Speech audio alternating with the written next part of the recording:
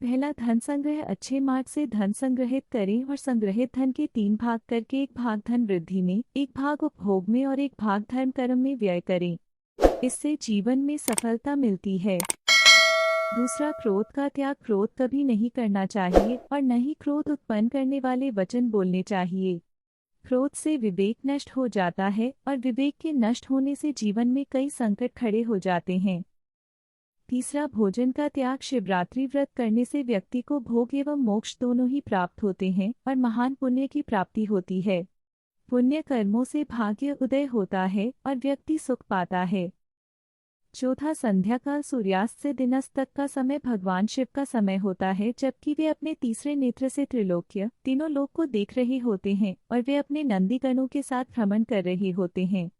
इस समय व्यक्ति यदि कटु वचन कहता है, कलह क्रोध करता है, सहवास करता है, भोजन करता है, यात्रा करता है या कोई पाप कर्म करता है तो उसका घोर रहित होता है।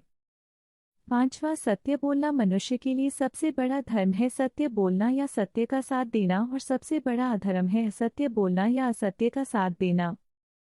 छठवां, निष्काम कर्म। कोई भी कार्य या कर्म करते वक्त व्यक्ति को खुद का साक्षी या गवाह बनना चाहिए कि वह क्या कर रहा है।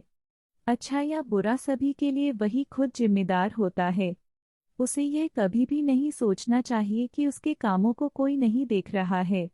यदि वह मन में ऐसे भाव रखेगा तो कभी भी पाप कर्म नहीं कर पाएगा। मनुष्य को मन, वचन और कर्म से पाप नहीं करना चाहिए। सातवां, अनावश्यक इच्छाओं का त्याग। मनुष्य की इच्छाओं से बड़ा कोई दुख नहीं होता। मनुष्य इच्छाओं के जाल में फंस जाता है तो अपना जीवन नष्ट कर लेता है। अनावश्यक इच्छाओं को त्याग देने से ही महासुख की प्राप्ति होती है। आठवां, मोह का त्याग। संसार में प्रत्येक मनुष्य को किसी न किसी वस्तु, व्यक्ति या परिस्थिति से आसक्ति या मोह हो सकती है। यह आसक्ति या लगाव ही हमारे दुख और असफलता का कारण होता है। निर्मोही रहकर निष्काम कर्म करने से आनंद और सफलता की प्राप्ति होती है। नवा, सकारात्मक कल्पना। भगवान शिव कहते हैं कि कल्पना ज्ञान से महत्वपूर्ण है। हम जैसी कल्पना और विचार करते हैं वैसे ही हो जाते हैं। सपना भी कल्पना है। शिव ने इस आधार पर ध्यान की 112 विधियों का विकास किया। अतः अच्छी कल्पना करें। 10वां, पशु नहीं आदमी बनो। मनुष्य में जब तक राग, द्वेष, ईर्ष्या, वैमनस्य, अपमान तथा हिंसा जैसी अनेक पाशविक वृत्तियां रहती हैं, तब तक वह पशुओं का ही हिस्सा है। पशुता से मुक्ति के लिए भक्ति और ध्यान जरूरी है।